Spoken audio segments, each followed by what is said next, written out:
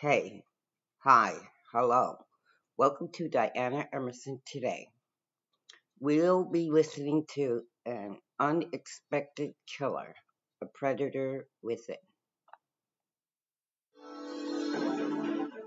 good-natured, fun-loving man. He was just a wonderful person. He was so funny and so charming. Enjoying his retirement years. At that point in his life, he was very content, very close to his family, his nieces and nephews. Is brutally gunned down a month before his wedding. It was a point blank assassination.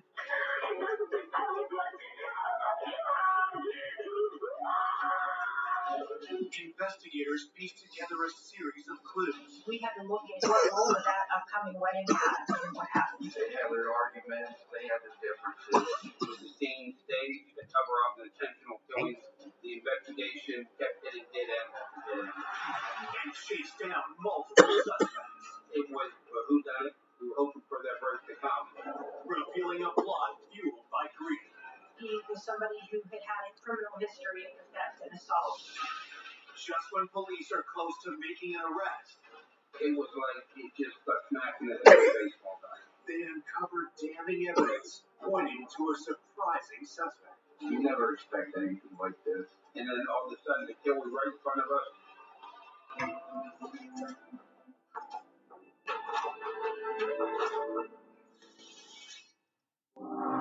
On a warm July afternoon in 2014, the sleepy Pittsburgh suburb of Kennedy Township is rocked by a panicked call to 911.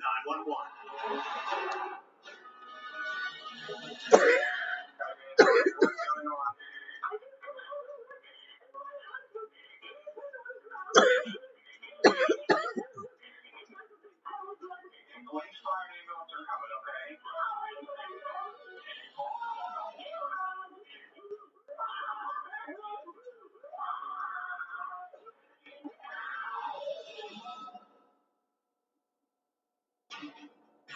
The woman who made the 911 call, Carol Lapaya, says the victim is her soon-to-be husband, 59-year-old Jack Parks.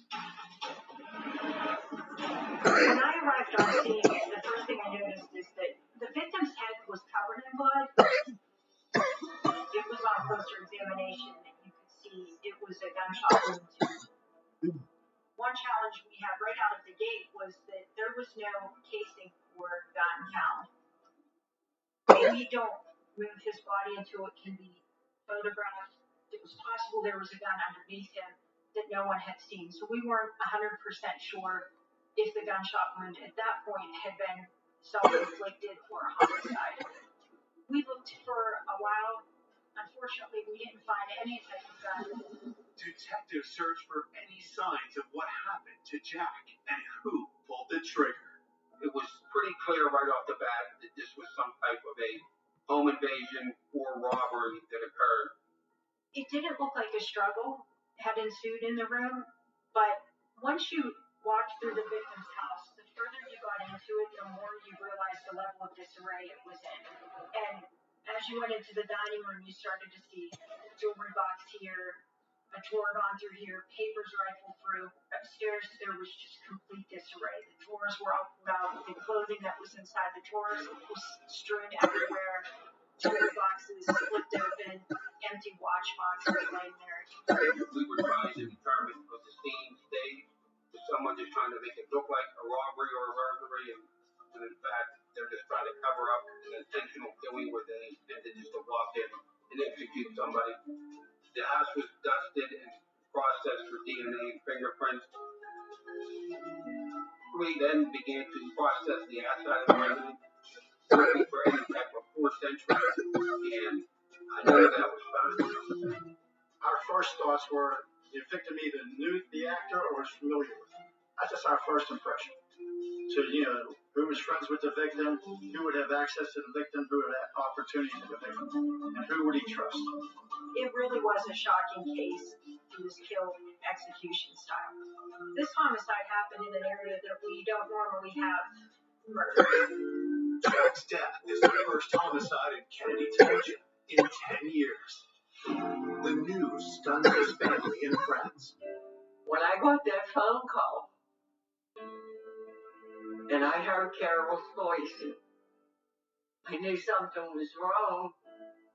And she said, Jack's gone.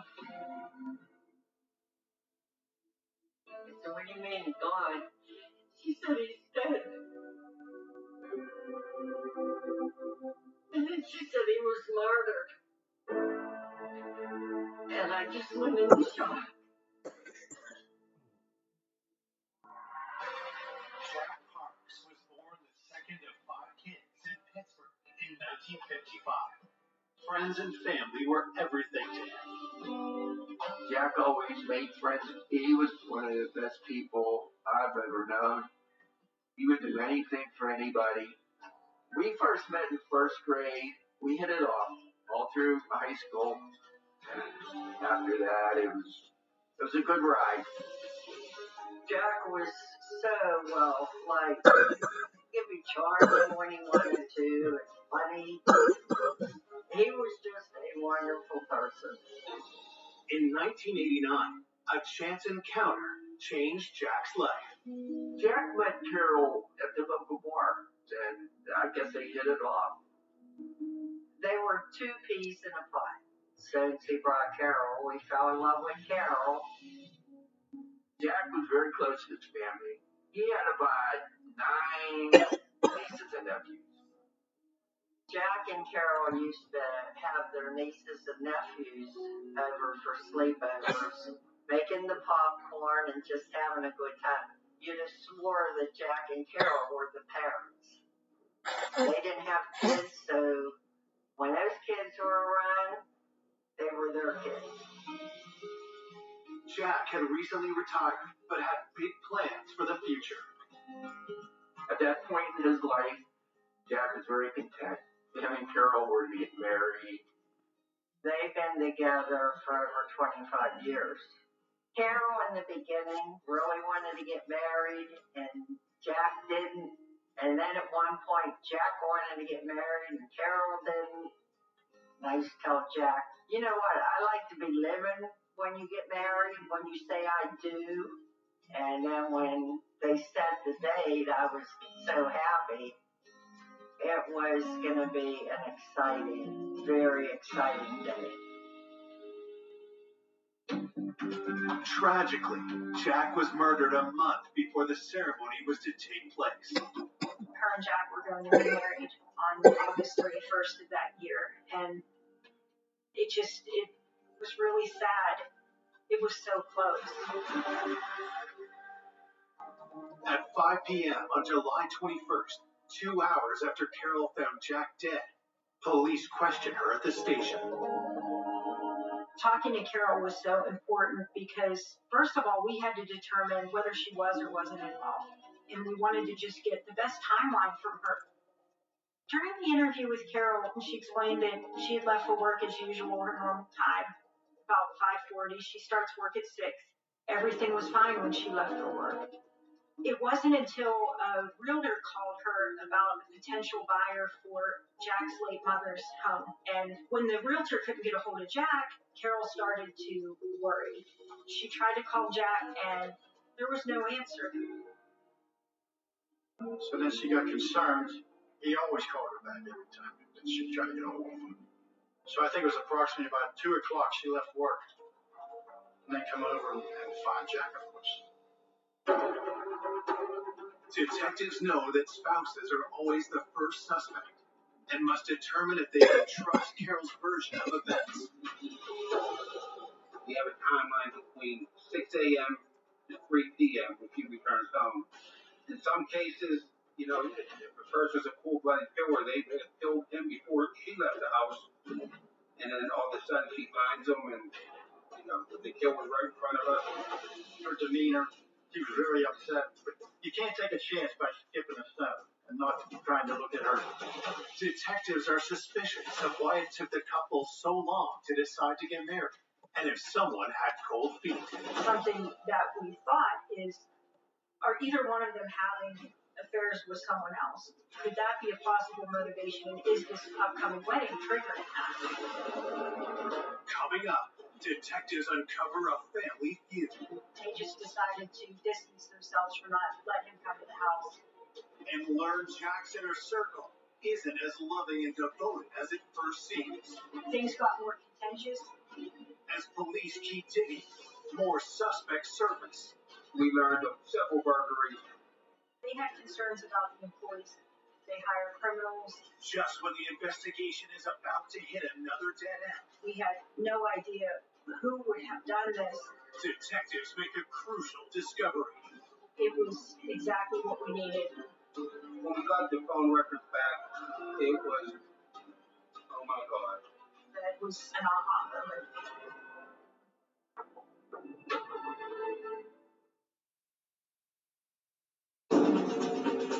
Kennedy Township Police are investigating the area's first homicide in a decade. 59-year-old Jack Parks was found dead in his home by his fiancée Carol in what appears to be a robbery. But since there was no forced entry, investigators try to determine if this was actually a staged attack, and if the motive was something more personal. When we interviewed Carol, we had to look at what role, if any, that upcoming wedding had in what happened. We had to start looking at every aspect of their lifestyle. What were the family dynamics? We had to chip away at a number of things in their life, things that happened that day, but also things that might have happened in the past that could be a motivation for this murder. They had their differences. They have their arguments. But it wasn't my point to get involved in their squabbles. We kept talking more and more about any kind of problems that they had had in their home. And I asked her, do either of them have a gun? And she said that they did not. Carol says she would never do anything to hurt the love of her life. She wanted to marry him. Jack was her soulmate.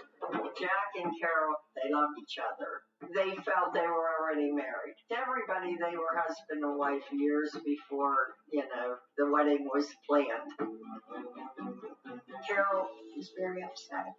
It was very difficult to talk to her while she processed that emotion, but then to still get the information we needed to keep moving the investigation forward.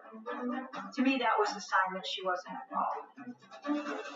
With suspicion shifting from Carol for now, investigators explore whether theft was the main motive. The bedroom was ransacked. The mattress was disturbed. Things were emptied out of drawers.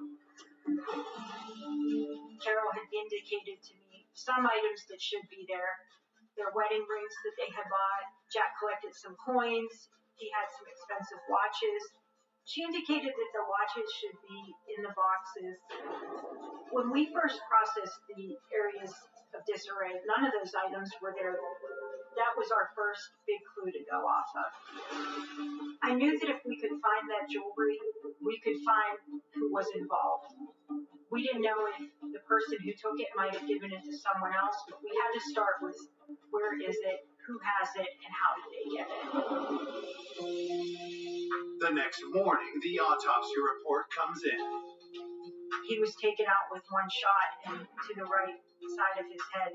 It took it to a level where that is someone who probably came there with the intent to either use that weapon to intimidate or control Jack.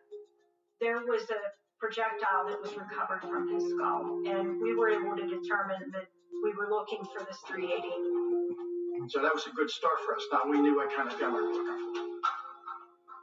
During the victim's autopsy, you could see that there were no wounds on his hands at all. There were no scratches. There were no broken fingernails. Nothing that seemed to indicate that he had had a chance to fight back. He had been caught completely off guard. During Carol's interview, she indicated to police that Jack's nephew, Bradley Johnson, is someone they should look into. Bradley was living across the street with his mother and father, across the street from Jack. And he was always over there.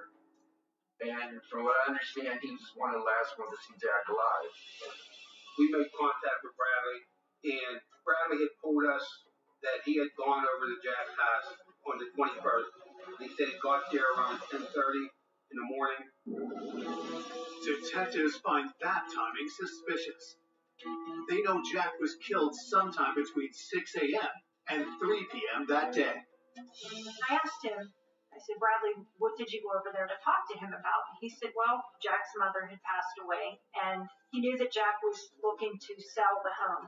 But Bradley wanted to negotiate a deal with Jack, and he wanted to talk to Jack alone because he said, I don't want Carol weighing in on this. I want this to be a Parks family matter, and I want to discuss it with him. In his words, I didn't want her putting her 2 cents in. And that was a phrase that seemed to hint at some kind of animosity.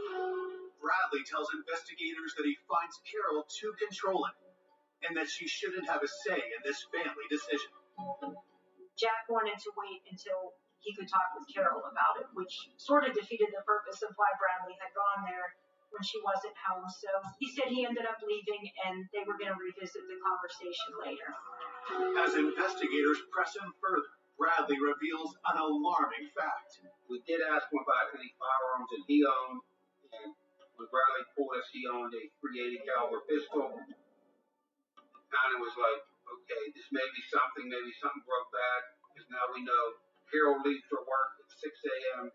Jack's alive at 10:30 because Brad's telling us he's over there. He indicated he had left about 11:15.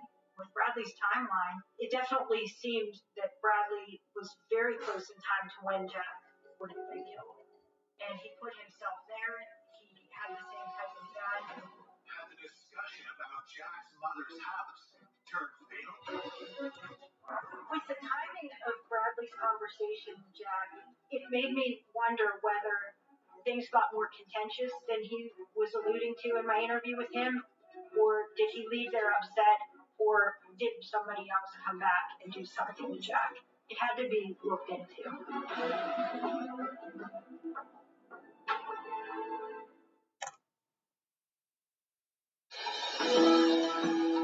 12 hours after Jack Parks was found dead, investigators chased down leads around their latest person of interest, Jack's nephew, Bradley Johnson.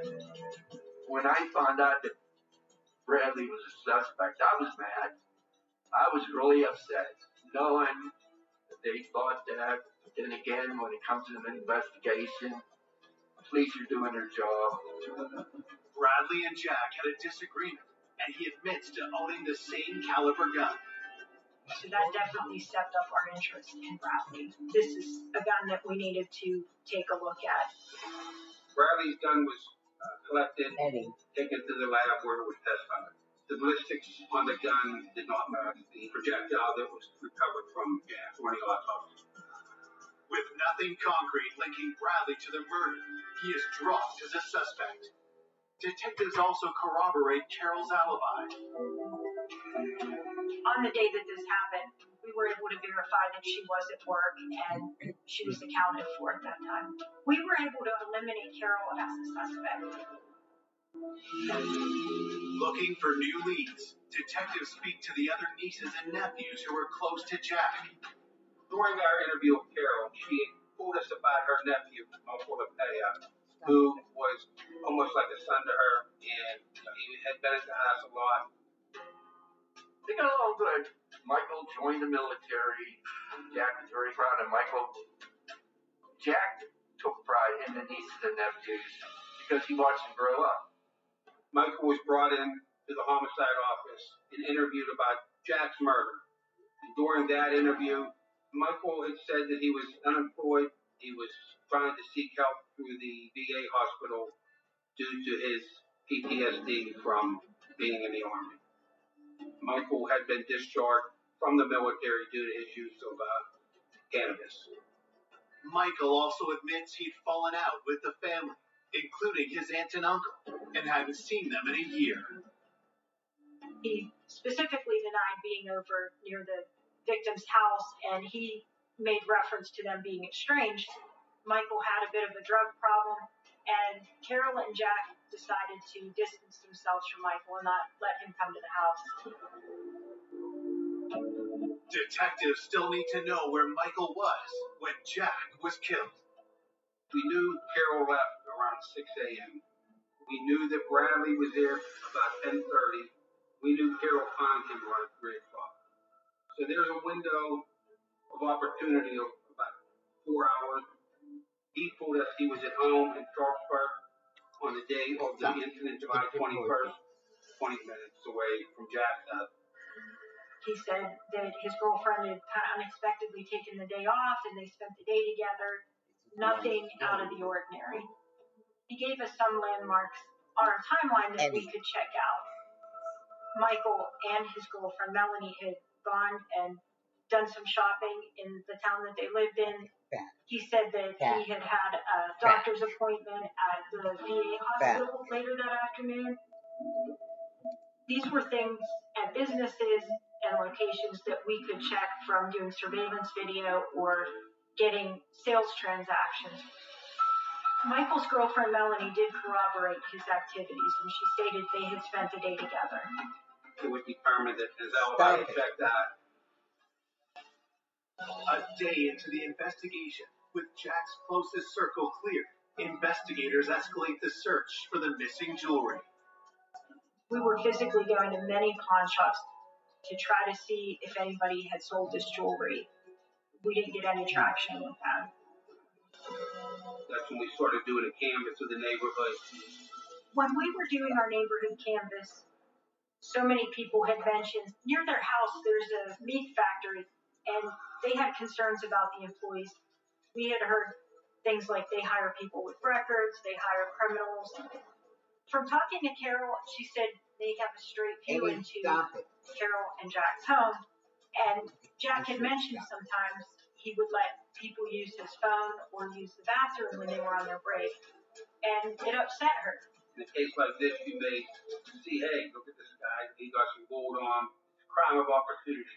We knew that they got their morning break right around the time when people stopped hearing from Jack. So we definitely wanted to look into that and see what the consensus was over there. I think we did like almost 40 interviews of all the employees to see who they were. One worker in particular piqued police interest. Ronald Evans was a name that came up from multiple employees in the context of people who had gone over to Jack's. This may be the person that had come over there. Ronald Evans was somebody who had had a criminal history of petty theft and assault, so he was on our radar for sure. Investigators worked quickly to bring Ronald in for an interview. Ronald indicated that he had known Jack and they were actually friendly, and that's why he was allowed to come into the house when Carol wasn't home. Carol said she would get upset with Jack. She would say, Jack, don't just let anyone in our house. You can't do that. And he would just, kind of shrug it off. But she just didn't want people coming into the house that she didn't know. Investigators asked Ronald point blank if he had anything to do with Jack's murder. He said he had no involvement in Jack's death. The day that Jack was killed, Ronald didn't come to work. He had actually taken scheduled vacation for Friday and Monday. Ronald Blevins' alibi checked out, and we were able to eliminate him as a suspect in this case. Desperate for a new lead, investigators looked for similarities with other robberies in the area.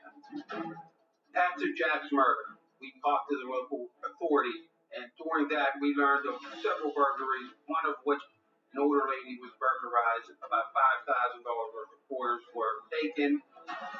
Jack's killer had stolen his coins as well as jewelry. Is this the same person? And could they strike again? The neighbors were very afraid. We still have a killer out there. It was a whodunit. When something like this happens, you think that anything's possible.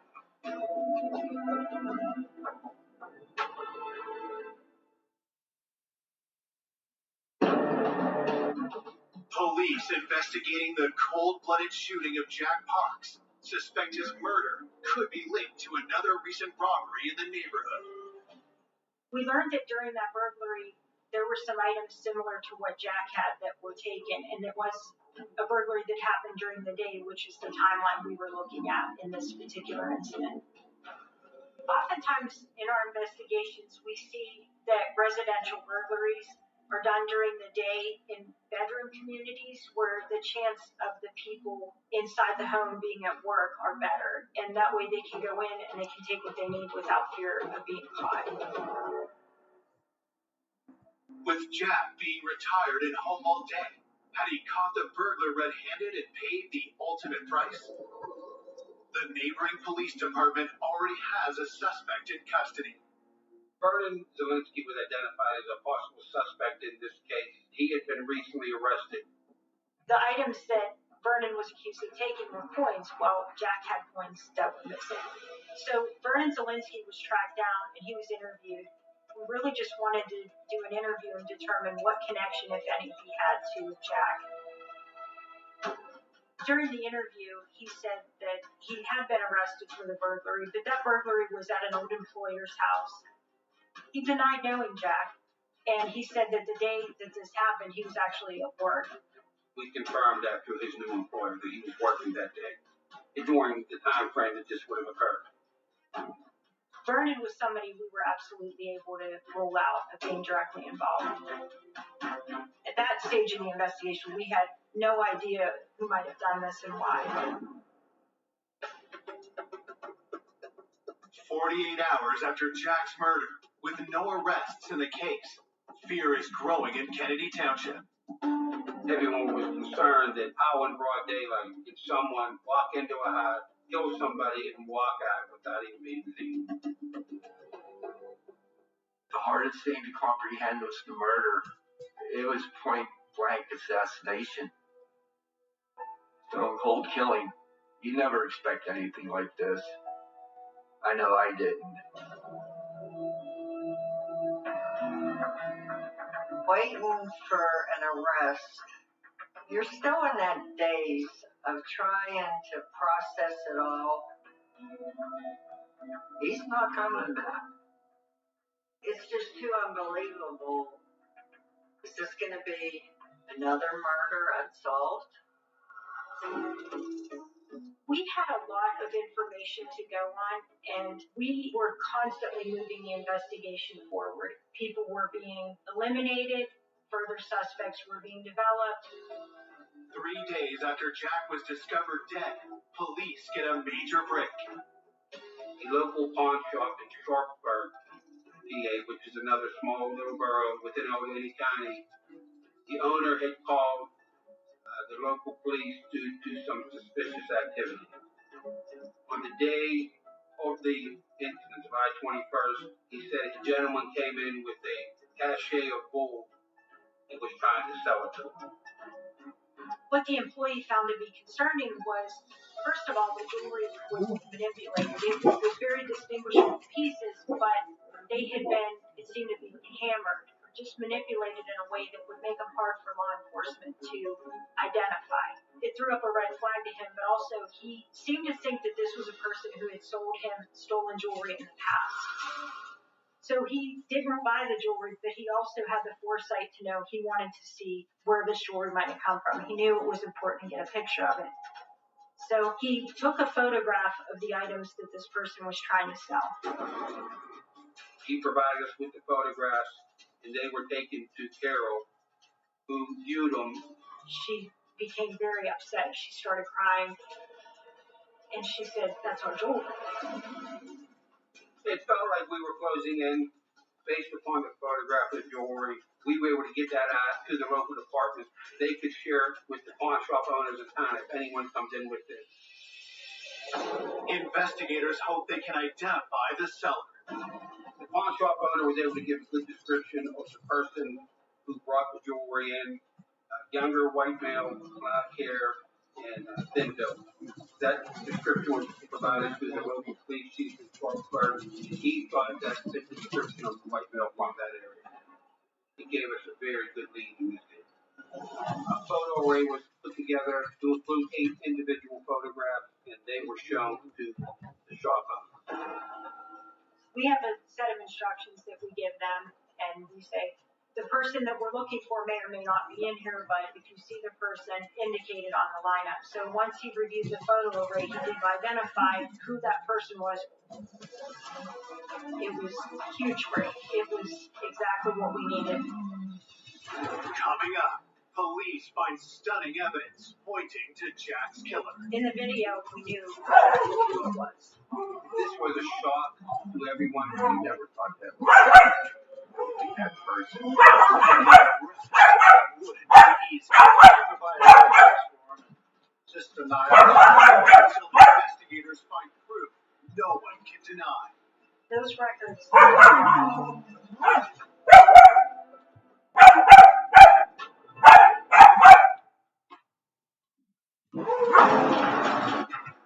Detectives have just identified the man who tried to pawn her victim Jack Park's jewelry. His name, Brian Gibbons. He represents the local police department. We want to add that We were feeling pretty confident that Mr. Gibbons may be our man, or at least know who our man was. We were very excited and very motivated to go find him. Brian has a long history of petty crimes, but investigators need to determine if he's a killer. 4 days after the murder, they get a warrant to search his home. Specifically, we were looking for any of the very distinguishing items that Jack Parks had. Unfortunately, we didn't find any of the victim's jewelry in the house, but we did find some items that did turn out to be stolen from someone else. Based upon the search of Mr. Gibbons' residence, we were able to arrest him and take him to the county jail. Investigators questioned Brian about Jack's missing jewelry. He said that he didn't have anything to do with it. At that point, we were trying to determine if perhaps he had given some jewelry to someone that maybe he didn't know its origin and he went to go sell it. We really just wanted to see if we could come up with any connection to rule him either in or out on the homicide of Jack Parks. Brian tells detectives he doesn't know the victim and has never been to his home. He said he had no connection to Jack at all. He denied having any knowledge of the Jack Parks homicide. We asked, well, what's your alibi? He goes, I was arrested for entering an abandoned house that day. And that was confirmed. Brian was not the killer. He had a solid alibi. It was clear that he was not the same individual who had come in to the store on that Monday and tried to sell the jewelry. The pawn shop owner mistakenly identified the wrong person. The investigation kept hitting dead end after dead end. we thought we had it, but then once we eliminated him, we took a pause. We had to step back a minute, not start all over, but then keep everything else in perspective. While detectives hunt for new leads, Jack's loved ones struggle with their grief. Instead of looking forward to Jack's wedding, 5 days after his murder, they attend his funeral. When he told me he was going to get married, his brother and I would have stood up for him. I was proud because I was never a best man. And there I was, carrying his casket.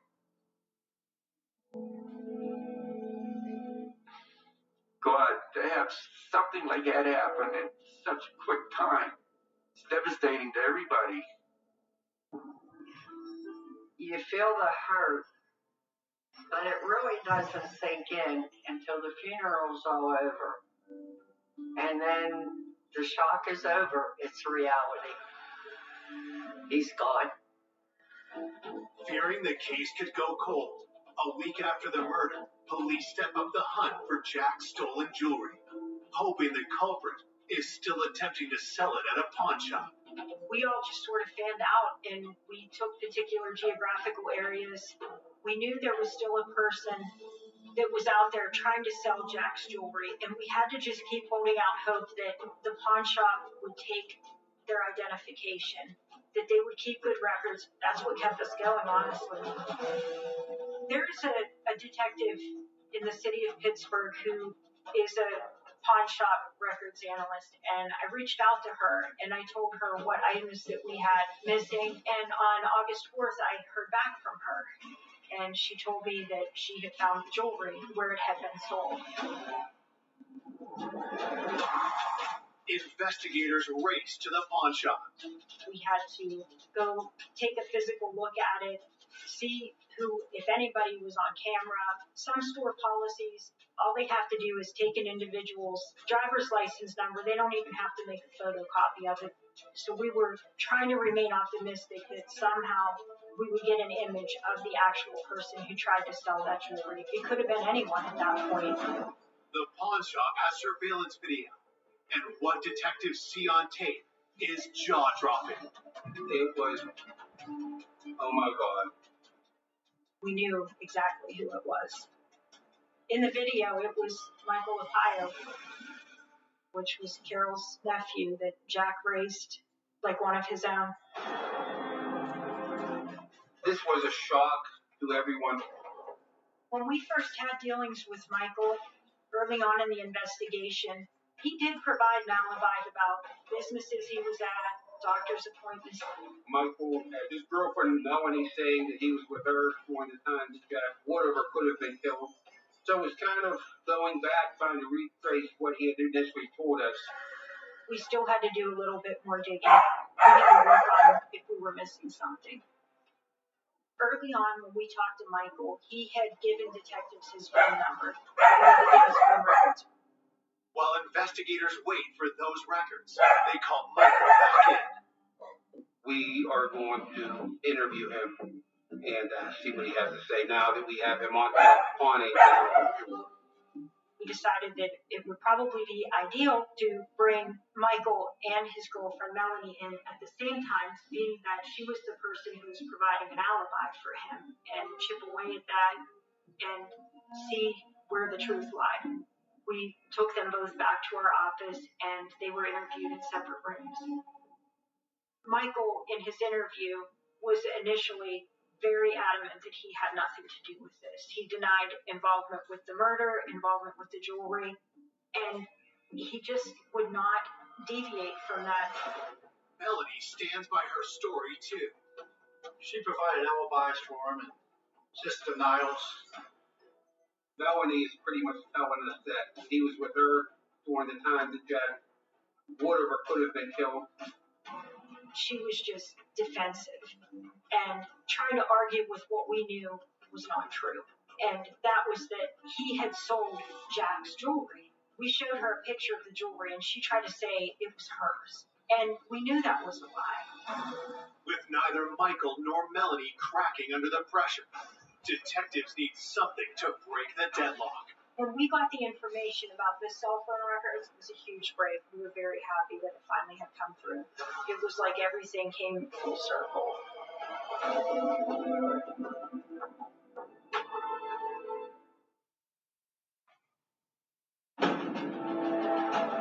2 weeks after Jack Parks was shot to death in his own home, investigators get the break in the case they needed. Incriminating cell phone GPS data. When I got Michael's phone records, I started to see where generally he spent most of his time, which was consistent with his home. He told us he was in Sharpsburg, 20 minutes away from Jack's house on the day of the incident.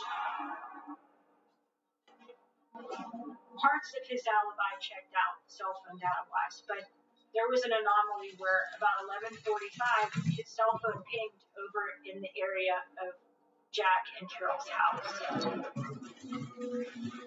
To me, the significance of 11:45 was it is in this time where Carol can't reach Jack.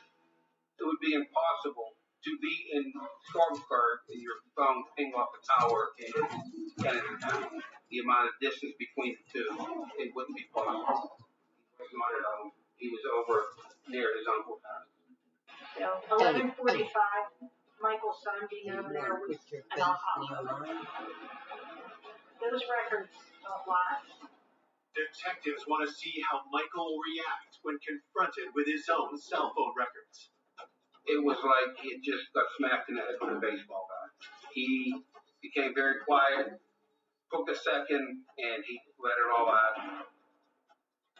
I was suffering from PTSD, and the morning of July 21st, I asked Mel to take a ride with me. She just drove down with me, and I parked her car. I told her to wait. She didn't have a clue where we were going.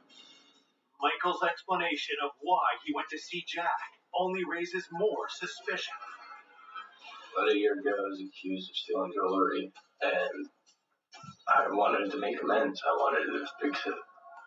I knocked on the door to apologize and talk. At that time, he became hostile, and he choked me and swung at me. His story changed to self-defense. He had 2 hands around my neck, and at that time, I felt my life was threatened, and I had a pistol 380 on me. It went off. Reconciling that just wasn't possible. Jack was shot one time right close to his ear. Basically, someone held a gun to his head and executed him. He fell to the floor. I panicked, ran, grabbed jewelry, and I left. Michael tells detectives he sold the jewelry for $1,000. Even more shocking is what he spent the money on. You stated that that's one of the people you sometimes purchase narcotics from. Yes. I gave him about $600 or $700. In addition to that, several days later, what did he give you? He gave me heroin. Michael was following a path of substance abuse that was getting to be more addictive drugs, and his use was increasing. It wasn't recreational anymore. It was more the behavior of an addict. It was heartbreaking for us to know that someone who was almost like Jack's son, very close family member, would do something like that in exchange for a couple of dollars to get high. I believe Michael went to that house to take jewelry. He knew Jack was there, and the only way he was going to get that jewelry was if Jack was dead. He walked up to the house, and as soon as Jack met him at the door and turned his back to him, he shot him, and he fell, and he died instantly. On August 5th, 2014, Michael Lapida is charged with first-degree murder. To say to Carol, we know who did this. It was hard, but the hardest answer that we had for her is when she said, Michael who? And he had the same last name as her, really. It was hard to tell her that. It's your nephew. And it just hit her, and she was very upset. You never thought that would happen. It would be that person.